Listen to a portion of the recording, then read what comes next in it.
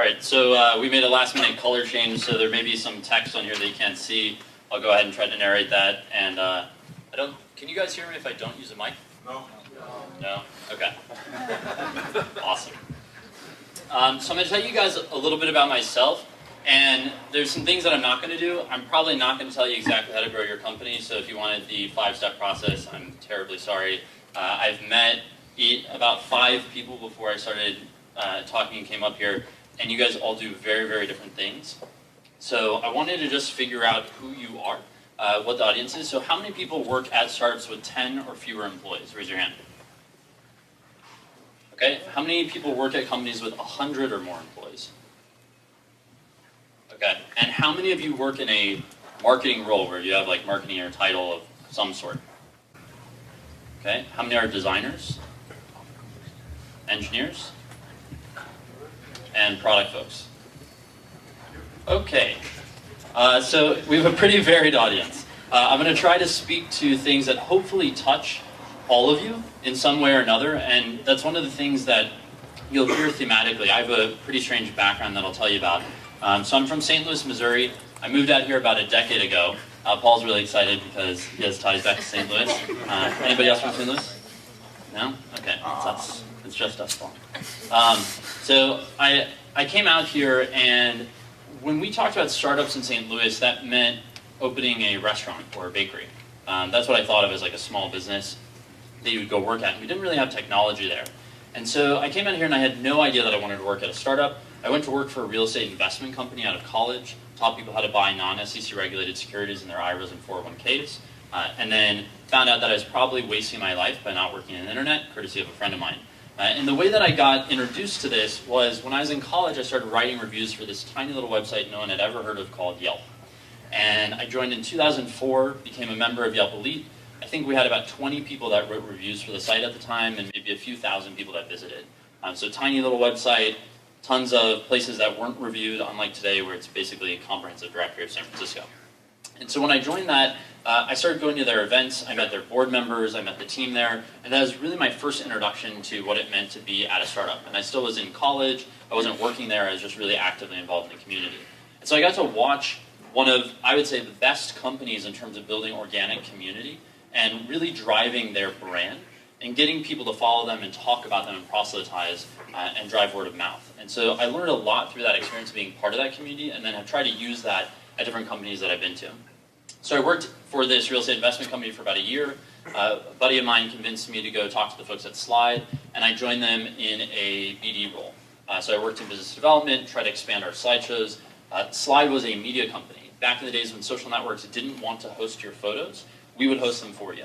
If you can believe that, Facebook and MySpace and all these companies said like, no, it's too expensive, we don't want to serve them. And so we had these flash widgets and we were trying to expand that. And as Facebook went up and MySpace and Friendster and Bebo and High Five and all these other platforms went down, we really had to rethink our business and figure out how we were going to grow in this new platform. So we were launch partners on Facebook. And I started thinking about how we would grow both in terms of revenue, but also our users. So at Slide, I worked on our first ad product of retargeting Google Ads based on users, worked on our content licensing, music licensing when we thought we were going to sell music on top of our slideshows. And then as we went onto the Facebook platform, we were seeing this incredible, what we called the Wild Wild West. People were getting tens of millions of users overnight by implementing one little tactic, right? You would figure out a tactic, you would put it out there into the world, and unfortunately that just doesn't work anymore today. There are very few channels that give you that kind of exposure, and so we're going to talk about a more sustainable way of growing your company and growing your products and services. And so I have a mixed relationship with this term growth hacking, because I think it implies that you're finding out one of those tips or tricks and saying, hey, I'm going to turn this knob and 1 million users are going to come out. And I just think that 9 times out of 10, that isn't the reality of how this works. So at Slide, I focused on what we could do to grow, both our users and our revenue. We studied all of the mechanics of what everyone else was doing around us.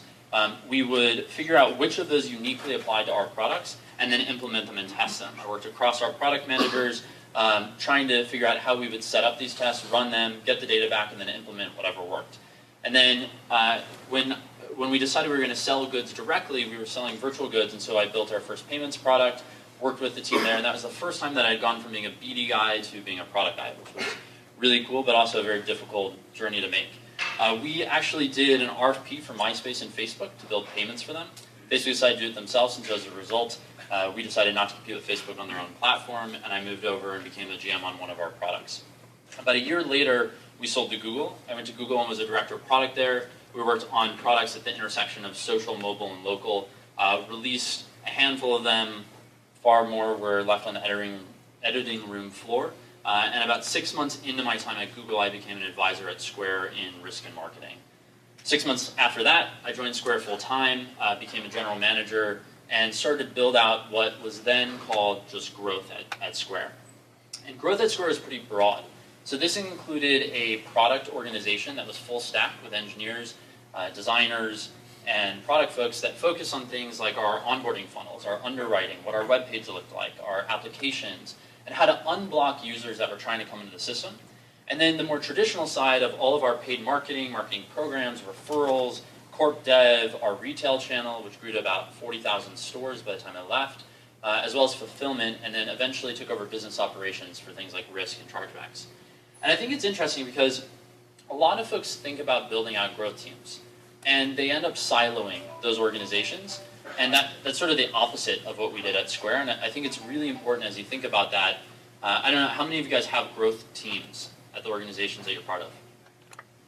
Okay, how many of you want to have a growth team at the organization you're part of? Okay, so this is like the hottest job right now that I hear about is, oh, we want somebody to run growth. Out of all of our portfolio companies, out of everyone that I talk to, everyone is looking for somebody to come run growth. Like they're going to come with their magic fairy dust and sprinkle it on the product, and it's just going to grow. And I think that there's a version of that makes sense. It is a way of thinking, but I don't think that it's one person. I don't think it's one function. It requires you to really think cross-functionally. And so it's kind of interesting how many different people are in the room, right? You've got designers, engineers, product folks, marketing folks, and it actually requires all of those people working together if you're going to successfully execute on a growth plan. So I stayed at Square for about 18 months full-time, ran those teams, grew the business pretty successfully, 800,000 to 3 million merchants, about 2 billion in processing to 12 billion, retail from basically tests of 200 stores to 50,000 or 40,000, and really ramped the business up from about 120 employees to 500 when I left. And I left because I wanted to work with companies in the early stage to see how we could take the lessons that I had learned at all these companies and apply them. I mean, you guys are all here because we're going to talk about how you grow your company, and my whole goal was I just wanted to do that, you know, with this amplified impact. And so that's what I do today. So I joined Matrix Partners about 8 months ago. I'm one of 8 general partners here on the West Coast. We do most of Series A investments, and I'm definitely very, very involved in the companies that we invest in and that I invest in personally, trying to help them grow the company. So let's start with growth. So this is not growth tactics. I think this is really important. There's no scientific process. There's not like a 5-step program that you go through to grow your product. And so I think if you're looking for tactics, that's just a piece of this, right? That's just a way to approach growth. This is more about you figuring out how you want to think about this. Who do you want to work with? What pieces do you need to access in the organization? And a huge part of that is actually in product. So we're going to talk a little bit about this, but I do want you to think about it as a way of thinking and that there isn't really a shortcut to this. So this is just wrapping your head around it. It is a skill set. You'll get better at it over time. And the second thing is these bars on the right. So when you join an organization, typically your growth looks like this in terms of your mix. So you might have something like, you know, here's our organic, i.e. we don't know where they come from. The green, these might be referrals that we hear from word of mouth. And then maybe the blue is you're testing out some search campaigns, something like that. And what happens is people get really paranoid when you start to go out and you do more channels because they say, well, you're going to mess this up. When I joined Square, this is basically what it looked like, right? Different channels that were making up our mix, but really it was very much organic. And the problem with organic is you don't control it. So at some point, 2 things happen. One, the absolute number of users is no longer that interesting to you. Right, so when I joined Square, maybe 1,000 merchants coming into the system was really interesting. We would love to get new channels that had 1,000 or 10,000 merchants. But when you get up to millions of merchants, suddenly that doesn't matter as much to you. And so you have to constantly evaluate what channels are working for you and which ones are large enough. And you don't want to cannibalize these, but you want to add layers. So think about it sort of like soil. So it should look like this.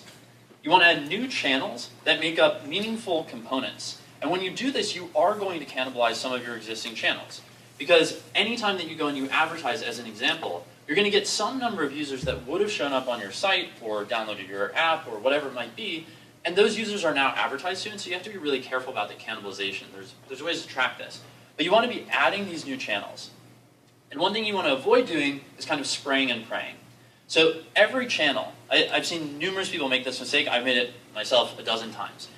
You get a channel and it does okay, right? It's not the panacea. It doesn't drive a crazy number of new users in the system, but it's okay. And you think about it as, I don't have to think too much about it. And we did this at Square. We were thinking about including these referral cards inside of our packages when we sent them out. And the challenge was, when we had tested this, it drove users, but it didn't drive some step function change in users. And some of the advice that I got when we were thinking about it is, if it doesn't drive a meaningful impact, just don't do it. And it's easy to say, if you have other ways of minting users, it's hard if you don't. And so if you don't have other channels, maybe you should do it. But I think it's really important that if you think about each of these as just a particle, and those particles kind of floating in space, if you do 100 of these little tiny campaigns, they just become a distraction. Someone somewhere on your team or yourself or somebody in your organization is thinking about that. It's on a post-it note. It's taking up mental capacity. And generally, it acts as more of a crutch than it is helpful. It means that you avoid having to do something that's really big and inventive and innovative and it's going to help you actually drive major growth, because you have all these little specs that are helping you get users in. And so I just encourage you, if you find that there's a bar on this graph that you can barely see, you should probably kill it. Or find some way to completely automate it and never have to think about it. But even if it's a coordinator on your team that's thinking about it for an hour a week, that might be a really bad idea. Because at some point they're asking questions to other people, your finance organization needs to know about it, and so just make sure you're not focusing on the small stuff. But I do think it's important to add these channels, and it's not to take away from your organic. It's just to add on top of it so you have a little bit more control. So you have your basic growth funnel. I'm not going to spend almost any time on this, but this idea of you're going to get users, you're trying to keep users, and then you're trying to reactivate users. There are often holes in the bottom of your boat, as we call it, in your product, where users are falling out. And those users are far easier to re-engage and just to get back in your system. And so it's really important when you're thinking about growth, a lot of organizations focus their growth and marketing teams just on the top. They basically say, get new users in, and as soon as they come in, they're not your responsibility anymore. It's really important to be careful about that. If you do this, what happens is these users fall out the other end. It means that maybe they're really low quality. And we're going to talk about quality and quantity and how you set up your growth metric. But just make sure that you're paying attention through the entire funnel and that you're looking at these users by cohort to make sure that they're not falling off and that they actually matter when they go through the funnel. So there's two major areas that I think about. Oh, these colors are awful. It's so upsetting. On the left side, this is initial. And on the right side, this is ongoing. So initial is anything new. These are new services, new products, anything new that you're testing, new tactics, new features that you might release.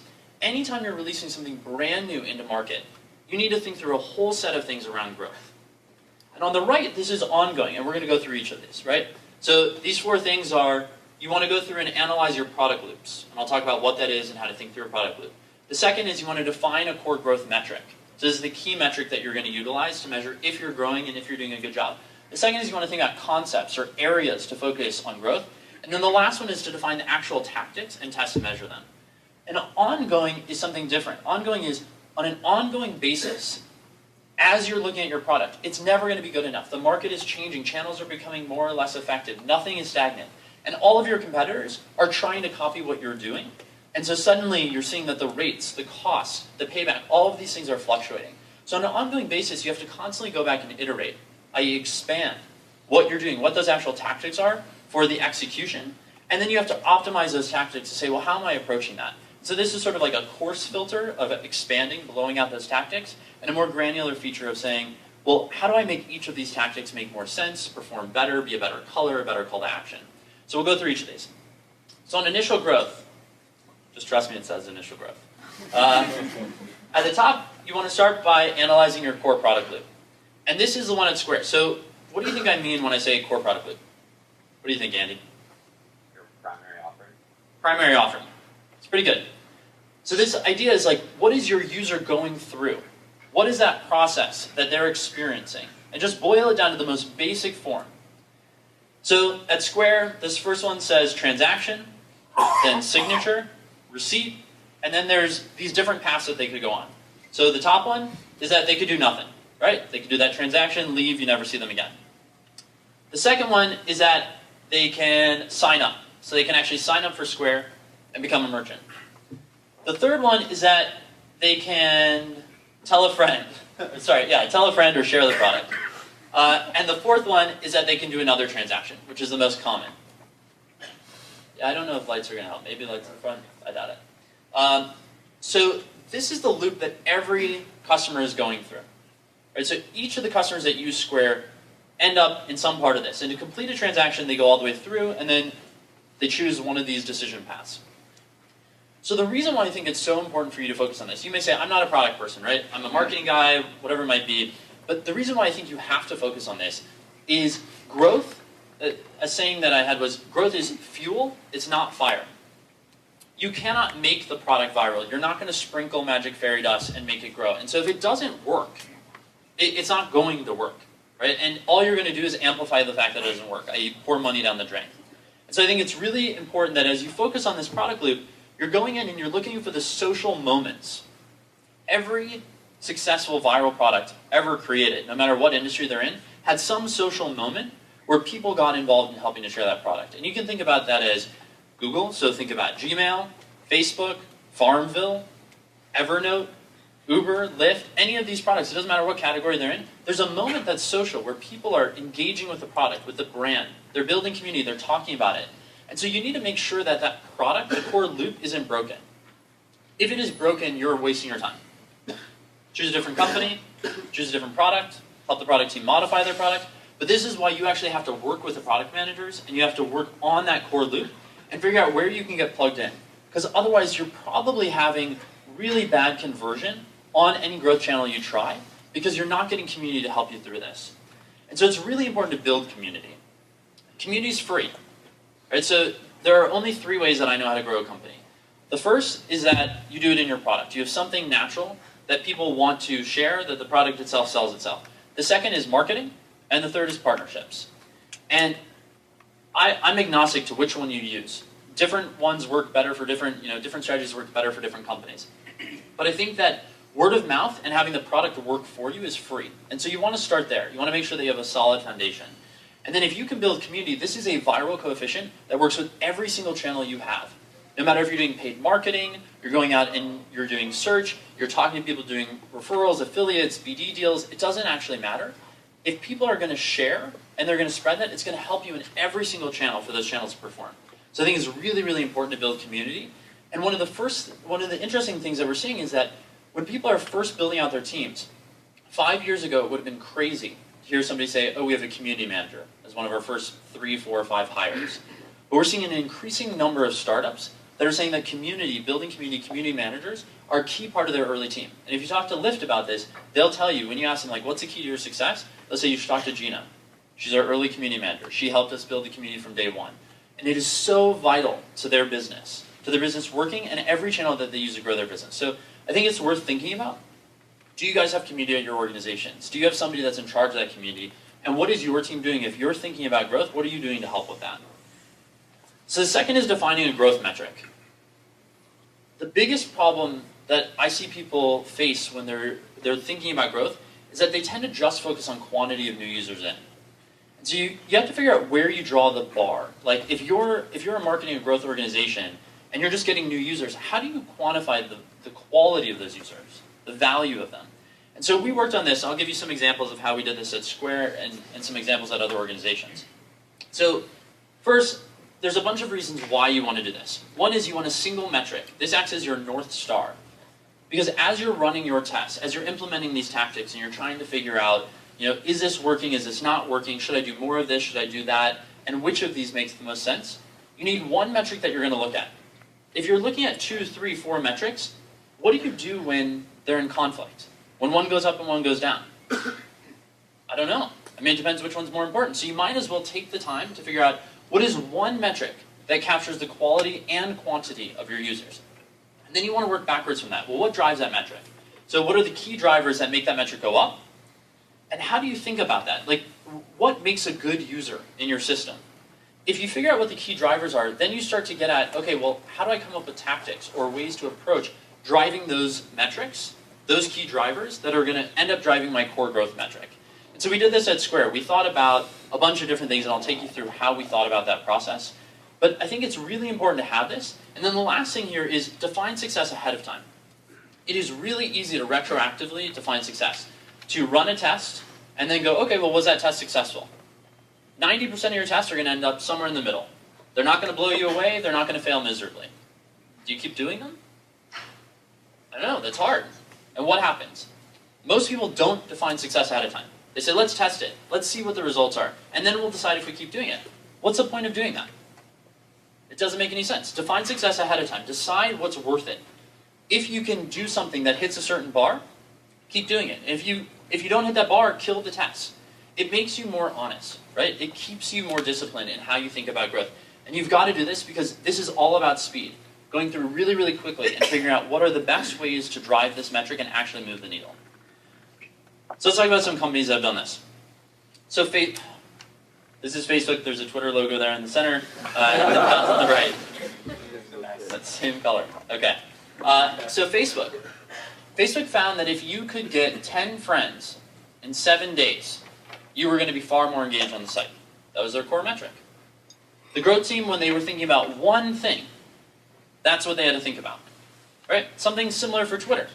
Twitter found that you need to have 30 followers. More important than 30 followers, 10 needed to not follow you bidirectionally, meaning it wasn't just reciprocal. So by finding these key metrics, they were able to say, okay, there's all these things we could be optimizing for. Maybe optimize for 7-day retention, 30-day retention, if they bring other users in the system, how much content they contribute. What you want to do is look at all those metrics, step back and say, what graphs to good users? So let me tell you how we did this at Square. So first, what creates value? There are only 4 things that give you value from users. One is that they give you money. Pretty basic. The second is that they give you their eyeballs, their attention, views. Right? So if you're an ad business, you care about this. The third is that they create content. And by the way, these don't all apply to every business. And I'll show you actually at Slide, only 3 apply. At Square, only 3 apply as well, a different 3. So content, if you're YouTube, one of the most valuable things your users can do is give you content. Right? If you're Airbnb, one of the most valuable things your users can do is give you inventory. Right? So you have to think about content really broadly, but that's another type of asset that they can give you that provides value. And then lastly, they can give you other users who downstream give you one of the first 3 things. So when I was at Square, we thought about it for these 3 buckets. And there's a Square logo here. Money, views, and other users. So as you're thinking about setting up a core metric, we would take historical data. And in the past, you can tell who good users are, right? You see that they stick around, you see that they ultimately make money for you, or that they drive one of these key variables. And so you can then move back in time and say, what patterns do I see? If I look at this on a cohort basis, and I look at these groups, users that give me a lot of money early on in the first 30 days, users that do lots of transactions, users that create lots of content, which ones most closely correlate to good users in the long run? And then you can step back and say, okay, well, that's what I need to focus on driving. So if you were at Square and you were thinking about this, and you were doing it around money, you might say, well, I want to focus, so this is growing merchants. Maybe I want to focus on merchants that have processed at least X amount of money, or done Y amount of transactions. For views, you're thinking about this in terms of maybe a certain number of people that have come through the door. So I've had this many transactions in a given day, or I've issued this number of receipts. On the last side, on other users, maybe it's people that have signed up after they paid at my coffee shop or my restaurant, or people that I've directly referred. So these are all the types of core metrics that you might think about as you're going through and you're developing growth. And we tested all of these and a whole host of others. And so as you're thinking about this for your business, you've got to figure out, well, what are these things? What is money, views, other users, or content? Which are the things that matter to you? How do you quantify those things? So if you were just guessing, you're going to put up together these hypotheses, then you want to look historically at all that data and graph out. So at Square, we graphed out merchants that process at different thresholds. So that if you processed $10, $100, $500 within some time period, do you end up being a good user in the long run? And ultimately, we settled on one core metric that captured quantity and quality of users, and that was the sole thing that the growth team focused on, was driving that core metric. It was important that that captured quality, otherwise the product team in your organization feels slighted, right? Because you're just handing them users, And you often make decisions as a growth organization or a marketing organization to drive users of low quality because maybe it's easier, right? It makes your metrics look good, and you don't do it intentionally. It's just that you're focused on the wrong thing, right? So make sure that you're capturing quality and quantity so that when you're handing off those users to product, they're actually users that are going to be there for the long run. So it's really important to get this core metric figured out. And now you go on to your concepts. Well, how do I come up with concepts or areas of focus for driving that core metric? So ask yourself 3 big questions. One is, how are products like mine grown in the past? How have people grown these? Doesn't matter if it's you, your company, experiences you've had, other companies, but in the past, over the history of time, how have those products grown? What has worked? How are they growing today? So products just like yours that are similar. What are people doing to get the word out? What's been effective? And then the last one, which I think people don't think about as often, is how are the most popular products that often have nothing to do with yours? They aren't even close, different categories entirely, but who are targeting the same audience. Which ones of those are growing really effectively? So I'll walk you through how we thought about this a bit at Square. And I'll continue to use Square examples just because they're easy.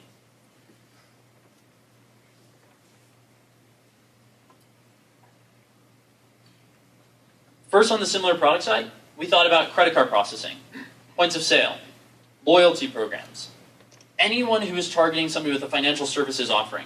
But we also thought about our hardware, so people that were selling phone accessories. What channels were they using? What was effective for them? How were they pricing that? And over on the similar audience side, we thought about daily deal sites like Groupon and Living Social, because they were targeting the same types of customers that we were. Companies like Yelp, OpenTable, QuickBooks, right? These were totally different products than what we were offering, but the channels they were using were really important. It made sense for us to think about those channels, and we thought about each of them, right? So with Groupon and Living Social, we thought about these both in-house and outside sales team. We ultimately decided we weren't going to use those, but those worked for other people, and we had to think about the economics of those. Traditional credit card processing used all feet on the street to get their new customers, but that didn't make sense for us. Whereas Yelp didn't do that. OpenTable didn't do that historically. Then they experimented with doing it. And so we thought about how different people that we were competing with directly and people that had nothing to do with what we were doing were getting these merchants to sign up. And we're attacking this audience. And it was really helpful as we started to go through and decide what we were going to look at. So I'll give you a completely different example. But at Square, we really learned more from the ones on the right than I think we did on the left. Because almost nothing that we did was anything like what other people in market who were selling a similar offering did. And so I think you have to abstract away, step back, and really think about, is there something creative that Intuit's doing with QuickBooks? Does anybody know about QuickBooks? How they got such distribution? No? Okay. I'll tell you. So QuickBooks, software, right? They should distribute that online. Nope. They should put it on a CD and put it in a retail store. Why? Why do they still sell QuickBooks in retail stores today? Just because the clients are there. Their clients are there. Lots of people go to retail stores. It's not a bandwidth problem. Plenty of people could download the software. It'd be easier, it'd be faster, you'd think it would make sense. No.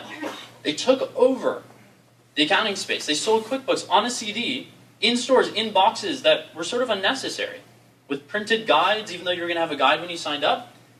And they used retail as a channel. So we started to think about this, and we said, okay, well, first they did that, and then they built a referral program among accountants. And so what did we do? Well, we went into retail.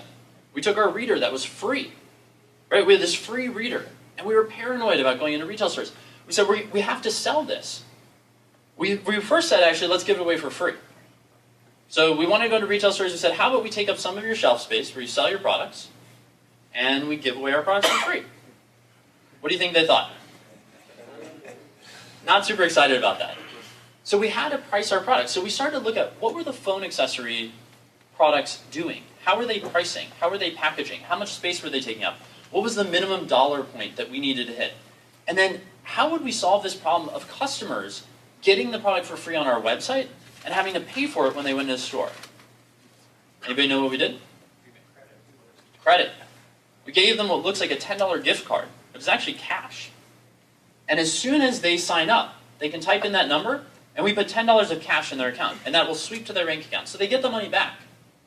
Okay, well, it costs something to be in retail, right? You've got to give some amount of money to the retailer. You have to actually produce the Square card reader. You then have to package it. You have to mail it. You have to underwrite the customer. And now they're signing up, and I'm giving them the same $10. Why would we do that? How does it make any sense? I'm giving somebody $10. I'm charging $10. I have to give a cut to retailers. I have to pay to produce the reader. I have to pay to ship it, pay to underwrite merchants.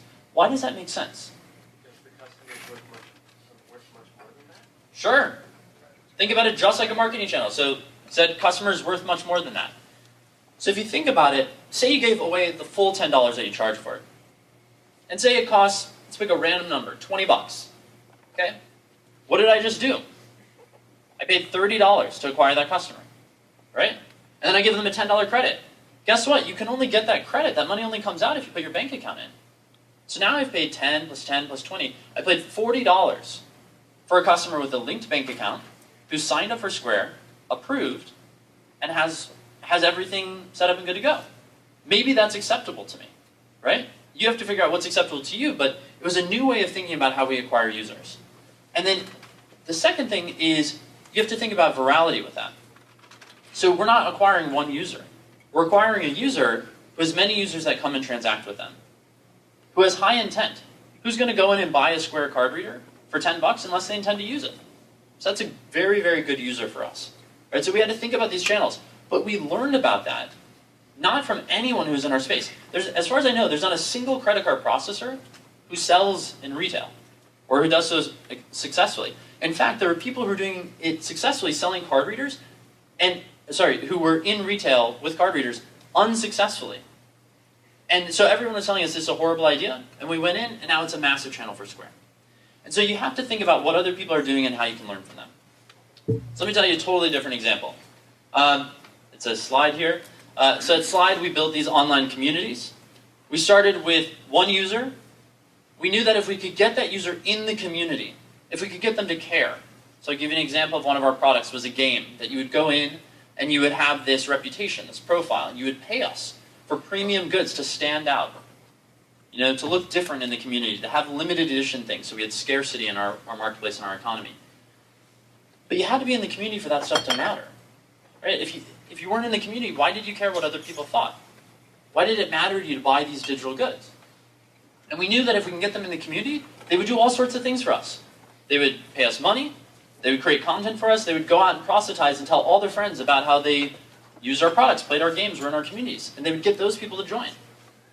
What do you think is the single most effective thing that we did? What was our growth hack, our growth tactic? What do you think? Somebody further back. Referral bonuses for like getting a bunch of your friends to join. Complete crap. We tried it. Doesn't work. It was awful. You just made their experience in terms of support and all this stuff so great that they would feel good about it. You just made their experience better. Nope. We tried to release tons of features. We gave away the house, the farm. We gave them all sorts of stuff for free. We'd give them incentives. So the referral bonus, we would give them incentives. So you would say, hey, get these coins that would work for some period of time, and then it would die off. So long term, it didn't work. It wasn't something sustainable we could do. You had a modifier to that? There is some kind of another technique. When you do something with user, which actually create the event, kind of emotional event of the day for this user, then this user become a part of your community, and this user will think about your product so much important. They, for example, at the party with friends for the beer, just to tell about it. So This kind of stuff. I completely agree. I would love to know how to create this magical moment where they think about our product for our users, but we didn't even know that. We knew nothing about them. We couldn't get them to care about having a great experience with us. Like they were just trying us out. And so we knew that this was the top of the funnel. Users were coming in. Yeah, what do you think? Tell them how they stacked up against their friends. Tell them how they stack up against friends. It worked pretty well in some environments. We do leaderboards, but this wasn't a competitive community, and they didn't have any friends. They didn't have any friends that were in the product, right? They were brand new to it, and they didn't care. They didn't know whether or not they should care about the people that were in the community. Other ideas? Okay. It's simple, unfortunately. We gave them a friend. There's a little guy here. So we gave them a friend. You laugh. This was magical.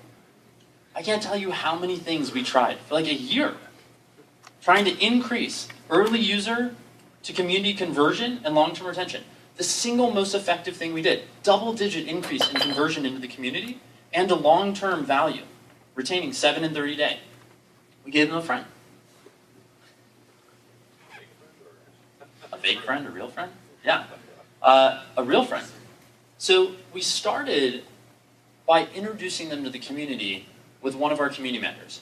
So one thing we didn't do, we did not build this huge programmatic system that assigned, that was the idea. Our idea was a buddy program of sorts.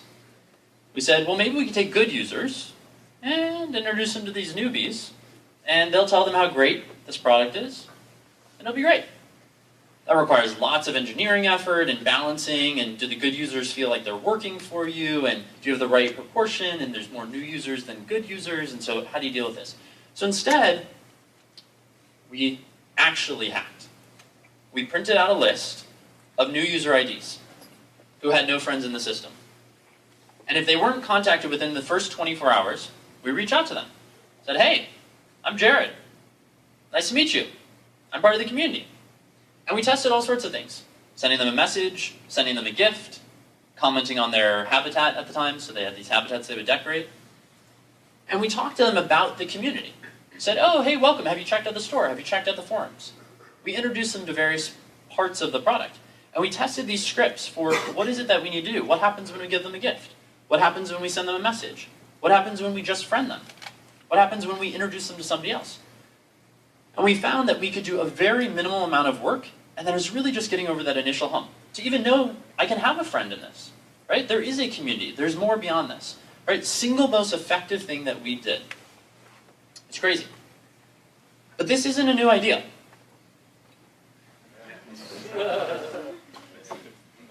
How many of you guys know this guy?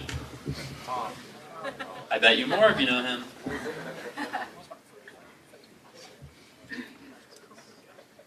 How many of you know him now? Everybody. All right. So MySpace and this guy are probably the most famous for this tactic, right? No one on MySpace is alone. God, some of you are looking at me like you don't know what MySpace is. This makes me nervous. All right. When you joined MySpace, you had a friend. Your first friend was Tom Anderson. Tom was everybody's friend. And what did that do? Well, you got to that little box in your profile. And you saw this little picture under your friends. I don't know who that creepy guy is. You clicked, and you saw his profile. Oh, I can look at other people's profiles here. Oh, that's weird. Other people can look at my profile. Maybe I should care about how my profile looks. Maybe I should start to customize my profile. Wow, Tom has a lot of cool stuff on his profile. Where did he get that music player? When did he put that background in? How did he get all those friends? Are people going to judge me because of the number of friends I have? Maybe I should invite some of my friends. I wonder what people are going to think of me when they see my profile.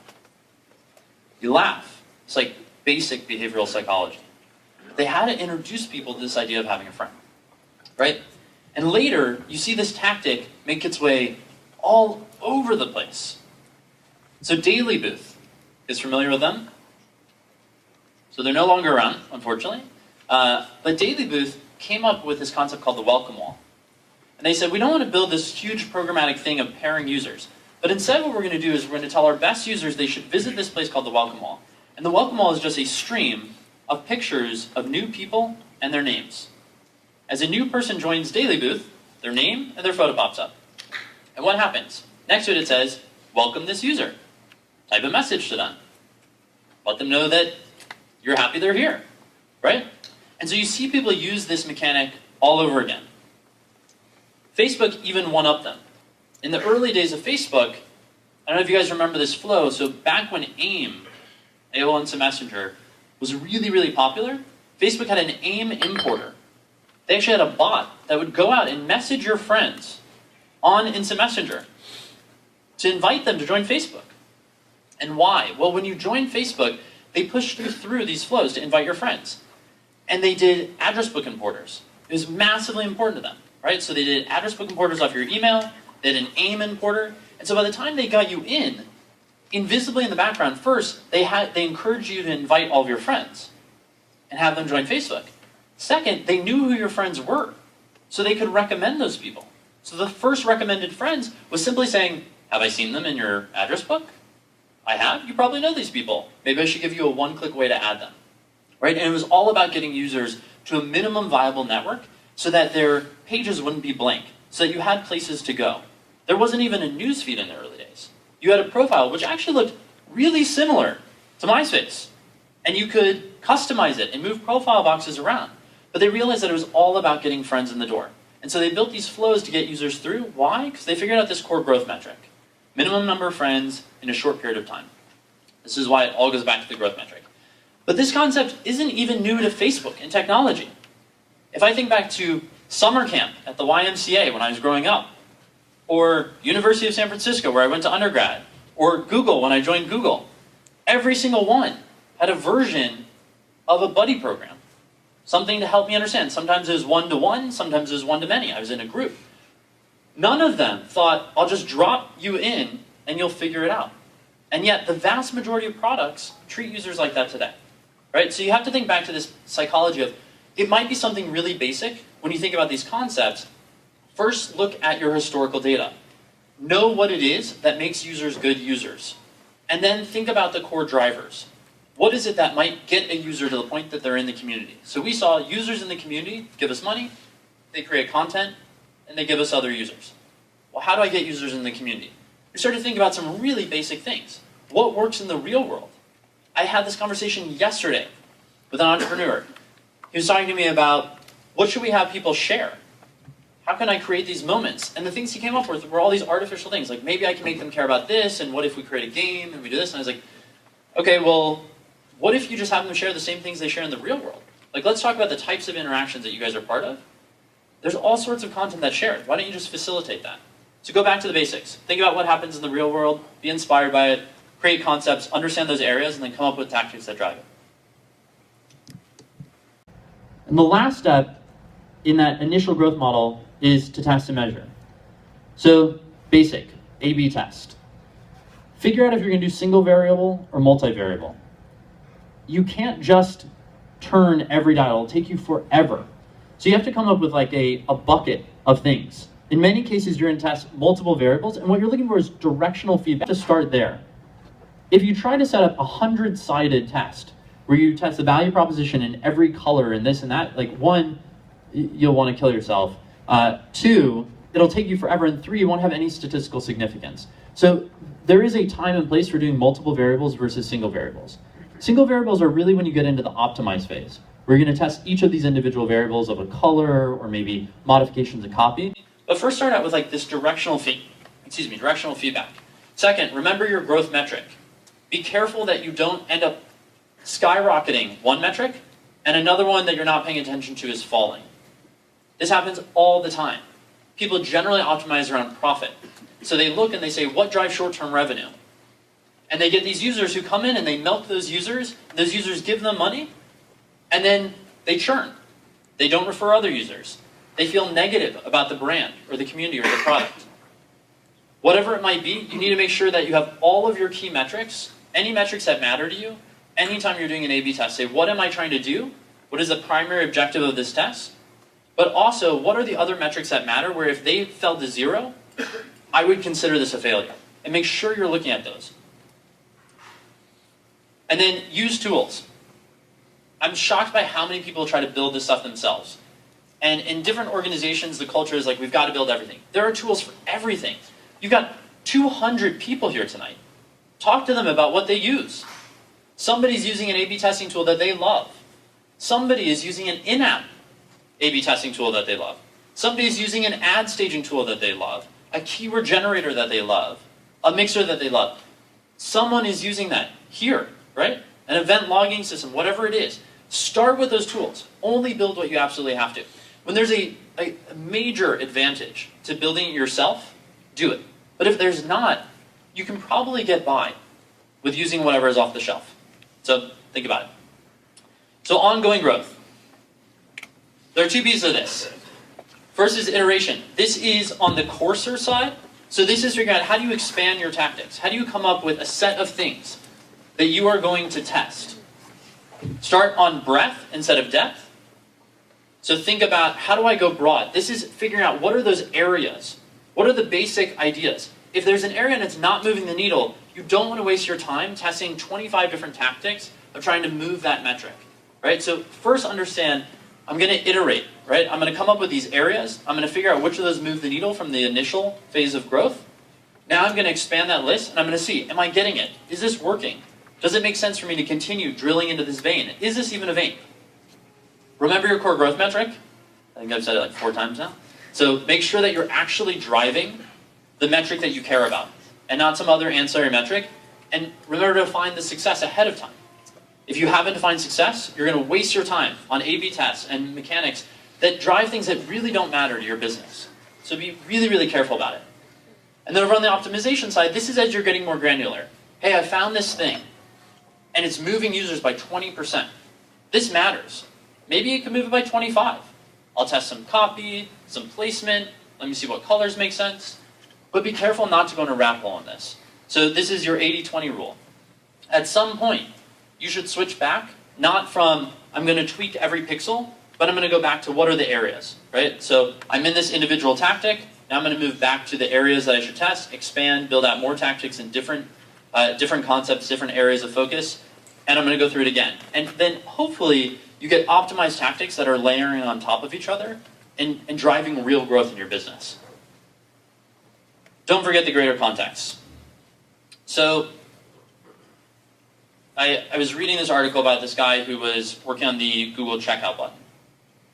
And as a joke, the designer mocked up a button that was pulsating with flames coming out of it that said, like, buy.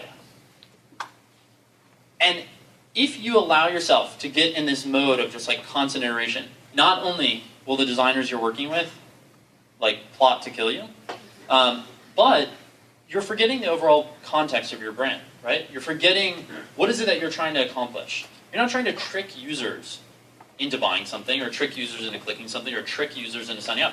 Because guess what? Tricked users typically figure it out at some point, and they're not great for your business. So ideally, you start with figuring out what it is that you're trying to drive. And if you get most of the way there, you should probably move on to the next area of focus. There's plenty of things broken about your products, trust me. Every product is broken, every service is broken, there's plenty of things to improve. So make sure that you don't rat hole into every little pixel. That once you get there, remember the greater context of what you're trying to deliver. Okay, and then just a couple miscellaneous things. Kind of deep thoughts. Growth team. Think twice about building one. I would say 99% of entrepreneurs that I talk to are thinking about building growth teams at their organization, or people who work in growth and marketing are trying to argue to have a growth team built around them or at their companies. It's a double-edged sword.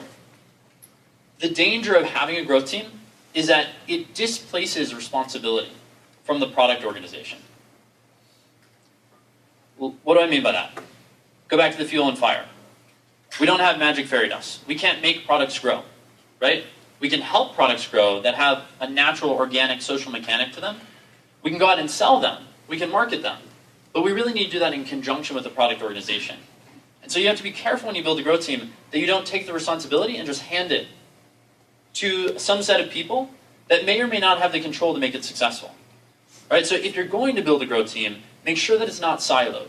Make sure that it has some cross-functional responsibility with product, with marketing, and with partnerships, the 3 areas that you're going to use most likely to grow your business. So just think twice about it. If you're going to hire people in growth, you probably want people that are multidisciplinary, people that can help you think across those 3 areas and understand where to make those trade-offs. If you hire somebody that's just a marketer, that's never worked in product, never worked in business development or partnerships, they're going to have a very skewed perspective on where to focus your time, energy, and attention. And so you want to make sure that if you have somebody who's head of growth, that there's someone who can actually speak to each of those 3 things, or that they're partnered with people in those other organizations and that they're balanced. The second is LTVs. Roll all of your costs in, and don't forget about virality. I can't tell you how many LTVs that we look at when we see pitches who say, yeah, but I'm ignoring the cost of sales. Or I'm not factoring in my employee cost. Or I'm not factoring in account management. Or I'm not factoring in my overall cost of a business. If you're really being honest about LTVs, you should take all of your expenditures. Like if you were just taking a bank statement, you'd say all the money that goes out, all of my expenses, you'd roll all that together, and that's your cost of being in business, and you would divide that out among your users, right? You would, if you could, you would come up with some fixed component. You have these monthly costs of your business, you'd have some fixed component that you would assign to every single user, and you would add that to the variable cost that you have of the user, and that would be your true cost. And on the other side, you would take your revenue that's coming in from the user, and you would account it against that. Now you can't really do that, and so people come up with LTVs that have less of these things, but just make sure you're being honest with yourself when you're looking at LTVs, particularly by channel, when these get into these really small groups, that you're thinking about all the fixed costs associated with acquiring those users. And think about virality. How many of you guys have word of mouth, community, some viral component to your business? Okay, and how many of you are factoring that into an LTV model, where you have an LTV with and without virality? I see like this, I see a lot of this, wow, okay. So the danger with that is, you may have a way to do something that no one else can do. You might be able to use channels that no one else can use, right? But you're probably discounting your lifetime value because you're not factoring in the fact that these users, when you acquire one, when you pay to get a user in the door, you're not really acquiring one, you're acquiring 1.1, 1.2, whatever it might be. So make sure you're thinking about virality. The way we did this at Square is we had an LTV with virality and an LTV without. And over time, as we saw that number of people grow and the sample set became bigger, we became more and more confident about using LTV with virality versus just doing it without one. Third one, design and data. So at Slide, we had 20 full-time designers and 30 full-time contract designers at the height of the product that I was managing. 50 designers. And we ran into this problem. I don't know if you guys have ever done this. I'm sure none of you have done this, where you've had data and design compete. The designer knows best. They have an eye for design. They come up with this concept, a page, a button, copy, a layout, packaging, and they think it looks the best. And you have learnings or data, largely not design-driven, that make you think, maybe it should be completely different. How many of you guys have run into that? Okay. So, my advice here is actually that they're both important, not shocking. But there's something else that I think is just the way you work with designers that's really, really helpful. So, the way I would think about this is design ahead of time.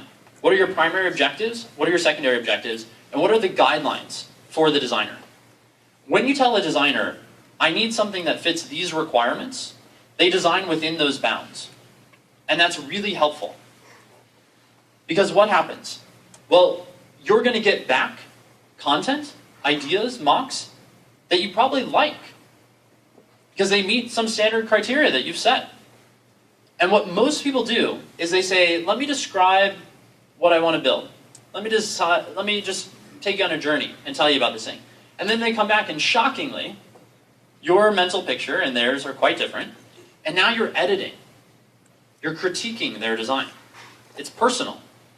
When you define guidelines before work is done, you're just setting a guideline framework. It's about the work. It's objective. There's no negative or positive. It's fine.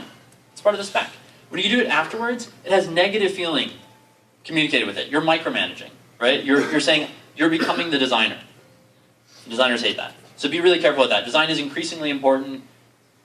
You're also going to get something back from designers that's within your overall brand guidelines. And that means then you're in a position to use data to make a decision between different options because all of them satisfy your brand requirements. And the last one is find your growth edge. So this is there something unique you can do? And this is what I meant by factor in virality. We found that we could go to retail. We didn't think that anyone else could go into retail. We did national cable ads. People thought we were crazy. Have you ever seen a credit card processing company on cable television? On broadcast television? No, I haven't. Why? Because you'd have this really ugly gray box. And you would have some talking head saying, you can pay as low as 1.5%. And nobody's going to buy that. But we were creating a brand. We were telling a story. We had a narrative. And so our ads weren't like that. We actually didn't speak in our ads. We interviewed merchants. We had them tell their story. We had them talk about Square, how it changed their business, what they thought about it, how it made it magic, what their customers thought. And they were incredibly successful for us. So we were able to go into this very expensive channel, and we were able to use it in a way that the payback was acceptable to us. And all of our competitors could sit around and watch our ads, and they couldn't do anything about it. Right? The channel was totally off limits then. Why? It didn't make sense. The CAC didn't work for them, because they were acquiring users one-to-one, and we were acquiring users with virality. And we had built a brand in a community which we were able to tell their story. That was a totally different narrative than anything anyone else could offer. So look for your growth edge. Think twice if you're going to build a growth team. Think about design and data as you're designing these experiments. You're going to be asking designers to do something that most designers hate, which is iteration, going through many, many cycles, right? So think about how you do that and how you partner with them. And lastly, think about your LTVs. Make sure you're being honest about them and you're rolling in all the benefits. And that's it.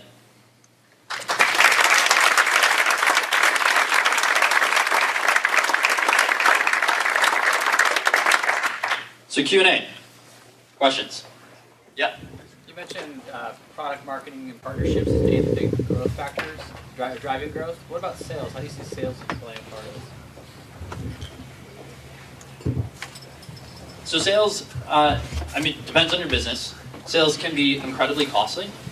And so there are certainly businesses that have done a great job with this, particularly in enterprise. You see this very, very common. I mean, something like 80–90% of all businesses are using sales.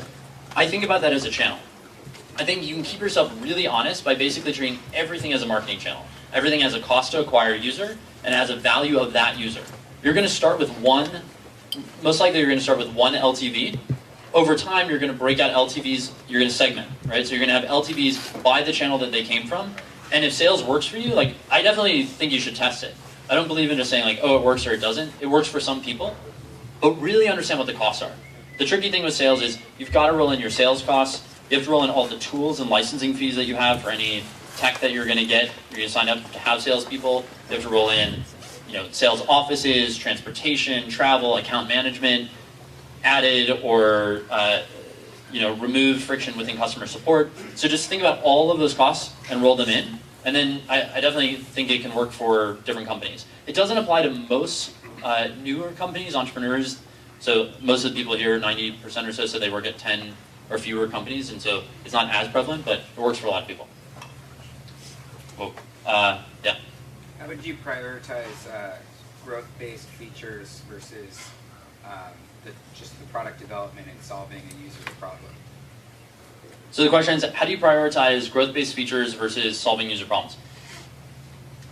So this is one of the benefits of having a growth team. You make a decision, and having that growth team be full stack. You make a decision that you're going to, on a continual basis, focus some portion of your resources on growth and some portion on everything else. I don't think that there's a magic rule about this, but I think that you always have to be moving the product forward and helping your users, and you always have to be growing. Because if you're not growing and you end up with a flat product, it doesn't matter if it's amazing and beautiful and it has every bell and whistle. And conversely, if you have a crappy product and you're trying to grow it, it's just going to work against you. So I think you have to decide. We did this in sprints. In most of the companies that I've been at, we tried to decide top down which was going to be a priority for us. Like, are we in a growth mode? Are we in a mode where we're going to work on bugs? Are we in a mode where we're going to work on new feature development? And what is the strategy? All of that goes into growth when you think about it.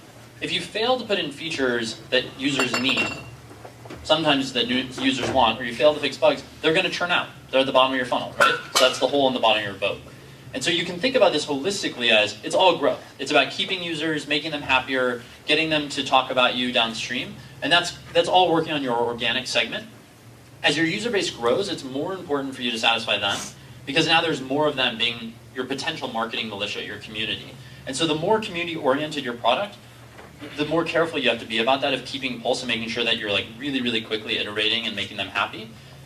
In your early days, I think you can have things be a little bit broken and kind of work on the fly to fix them, but you have to be able to focus on both things at once. And there's not a specific ratio trade-off. Yeah? When it comes to viral lifetime value, do you recommend going like one viral cycle beyond, like, you could keep doing viral cycle on and on and on, or would you recommend just like one iteration of the viral cycle? So the question is, when you're thinking about virality and factoring that in your LTV, do you think about one cycle, meaning if every user generates 1.1, you could run that into infinity? If you're going to use it in LTV, you can only do one cycle because you're using it for every new user.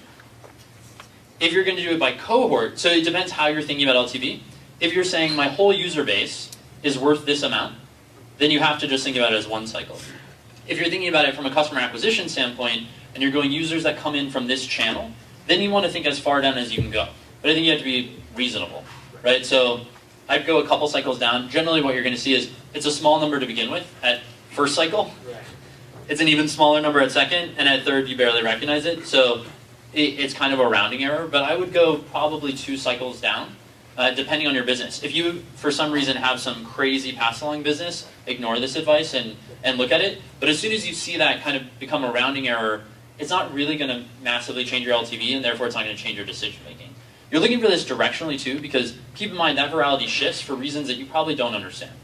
Right? I can claim to understand exactly why people share Square, but the reality is, remember, I called organic the unknown bucket when I started. Like, generally people say, oh yeah, I know where organic comes from, I know why people talk about us. But there are 100 variables. That product loop was a massively simplified version. What happens when I take out signature? Like, under $50, you don't need signature legally. Should we remove it? Should we not? What do you think? I don't know. It makes me paranoid to remove it. Why? Because I actually get a customer to touch my product. Customers normally don't interact at all with the payment processor, right? And so we had to be really careful about things that we would change. What happens when you change the receipts? What happens when you change any part of that flow? And there's lots of things you can't even see. Who knows, maybe the merchants aren't really turning it around. Maybe they are, maybe they're putting stands in. So there's all these variables, and so I think you have to think about it directionally, and that's why I would do both a regular LTV and a virality baked in LTV, so that you're keeping your, you're keeping yourself sane. If there's a $500 difference, probably want to think twice about that. Yeah? How do you balance large numbers and data versus, many of the small companies here in the phone probably have small numbers of sales as well, where it doesn't get statistically significant, and you have to go on anecdotes and gut. Yeah. So I like the Steve Jobs quote about if you ask consumers to build a car, they'd build a faster covered wagon. You ask them to build the next phone, they're going to build a thinner, lighter flip phone, and yet none of us use flip phones today, or very few. And I think that's the same thing. Most product decisions, we like to say we're data-driven and we're thinking about data constantly, but I think 80% of product decisions are made on gut, and then they're tested with data. So I think you have to make most of us are not going to have statistically significant samples that will run really perfectly and this, that, and the other when we make the initial decision. Anything that's over here in the initial stage is probably going to be much heavier gut than it is data. As you move to the right, you're comparing, and you're actually running tests, and you should be able to get enough data to make that decision. And so it just changes over time, the extent to which you use data to make those decisions. Yeah? Do you have a link to the deck? I don't, but sure, we'll send it out or a link or something. Paul tells me. You talked about defining your good customers and the experimentation you've done at Slide, various type of user interactions and tracking these kind of experimentations. Did you find a particular good tool you're using for that? Because I'm doing a similar thing and I'm just tracking it on Google Docs, but maybe there's a smarter, faster, easier way that I'm missing. So at Slide, we like to build everything ourselves. And this is before Optimizely existed, before any, there were very few products that existed to do this. So we built something called the WDC, the World Domination Console, and we did event tracking. Every company I've been at has done all of their own event tracking, generally because people are paranoid and they're worried about either giving all their data to third parties or they don't trust the third parties not to lose the data, for good reason. But I think that you should ask other people. It's been a while since I decided on a system to use, and if I told you what I used at Slide in 2008, my guess is that the tools out there are different. But I would say Excel is not the best tool. I can tell you objectively, Google Docs and Excel are not your best friend. There are lots of really lightweight tools that'll give you 90% of the data. And then you're going, like I would say you're almost certainly going to have to do event-based logging, but you can do that even within existing tools. Like Google Analytics allows you to do that, Mixpanel allows you to do that. Pretty much every analytics system allows for custom event tagging, and you're going to want to use that for your tests. Optimizely has this. Yeah? How do you determine what's an acceptable result for your tests? So the question is, how do you determine what is an acceptable result for your tests? You start with a goal of what you're trying to do. So in our case, it was we wanted to drive our growth metric. Generally, it was by a double-digit percentage. It's like as a rough rule, we said we want to move, if I was trying to drive new accounts, I would say I want to move it 10%.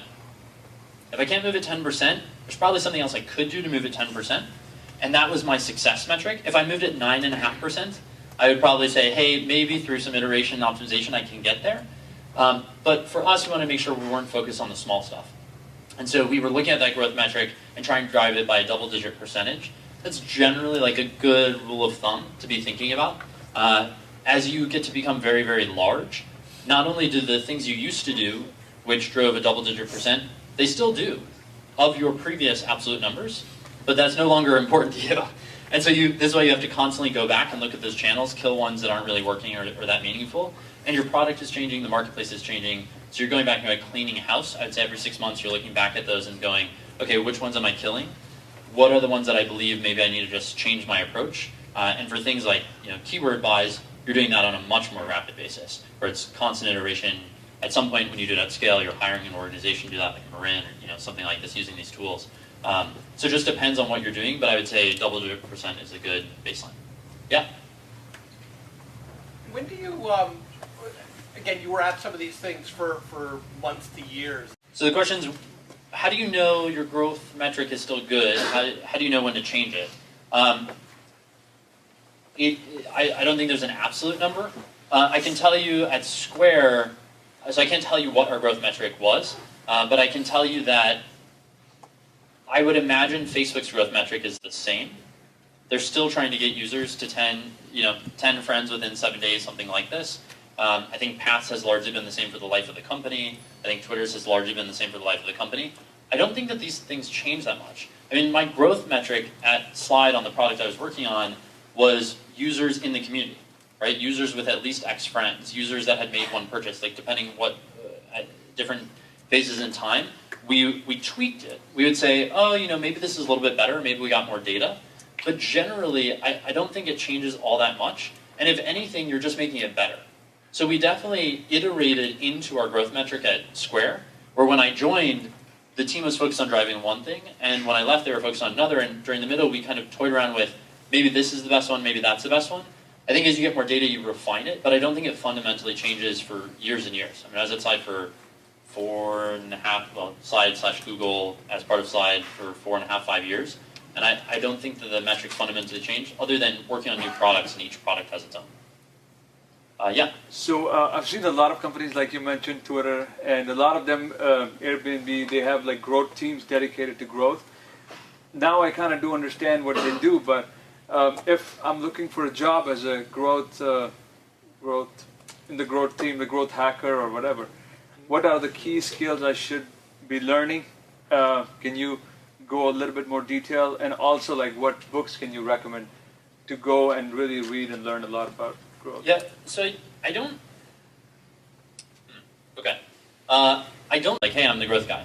At least my opinion is that you can't do that. But you could also join a growth team where you see somebody, like Paul, who happens to be an engineer by training, but decided that he was just really obsessed with data, and so he was going to become this kind of like data hacker, and then he fell in love with marketing, and so he decided, no, actually I'm a data hacker or marketer. Oh wait, I guess they call that a growth hacker now, right? But that happened over time. Got it. Yeah? So now, as a Series A investor, how much of your evaluation of a particular company is based on the core product loop versus on successful implementation of some of these strategies, these growth strategies? A lot. So the question is, as an investor, how much of your evaluation of companies is based on the core product versus on tactics, basically, or how they're growing? So I think the challenge with basing on tactics is tactics die. I've yet to see, I mean, you heard about these thematic concepts, like building community, having friends. You know, these things work, and they worked for the YMCA when I was there at camp. They worked for my college. They worked for Google. They worked for Daily Booth. They worked for MySpace. They worked for us at Slide. Those general concepts I think are there, but that's part of the core product loop, right? Like, is there something in the core product loop that makes sense, that's social, and can I help get users to it? So I evaluate companies heavily based on their product, and do I find it believable that people are building a product worth sharing, that their users want to share and want to think about? Because that means that every channel they use, every paid marketing, every partnership, everything is going to have that added benefit of pass along, and that means their cost of acquisition is going to be so much lower. Or worse, if they don't have that, some competitor is going to come along and probably build it, and they're going to be able to beat them. They're going to be able to spend more in all the same channels because they have different economics. Yeah, just a couple more questions because I think we're a little over time. Any?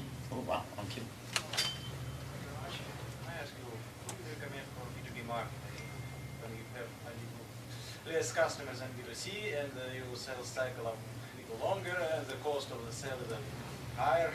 Yeah. So the question is, what do you recommend in B2B marketplaces where, I'll just modify your wording a little bit, where you have fundamentally different costs of acquiring users and everything is harder. And you can't just get like lots of these users going out and proselytizing for you. So I challenge you to think about Salesforce. I think Salesforce did an exceptional job in a completely B2B market, getting people to proselytize their product. What? They are local on the market who make actually real profit. I mean, even they close a friend, the company who make the solution for Salesforce kind of automation workday. Yeah, Workday. The Salesforce is only one company who is profitably. Yeah. So I think it's not a rule, but it helps you. So in B2B, it's much harder, right? Because I don't go home or go out to drinks and tell my friends, like, let me tell you about this cool sales tool I'm using. It's awesome. We should talk about it, right? Or I don't take pictures and post them to Facebook of my workflow automation system. And I'm not like, hey, you should see my sprints this week. They're awesome, and my icebox is so low. Like, you just don't do that, right? It's a different mechanic. So you have to think through what would actually cause them. You can try to incent this, right? And people talked about referrals. What I've found is very, very mixed results with referrals, personally. And I've talked to other people who have actually seen negative results, where the minute that you tell people, hey, you should share this, and you talk to people and you kind of push them into it, they feel a little dirty about it, right? They don't know if they want to. And the problem is it's also incented, and so the recipient is like, are you getting paid to do this? Or, you know, or if you're a salesperson, you're telling me about your sales tool or workflow tool or whatever it is. So I think it is a lot harder.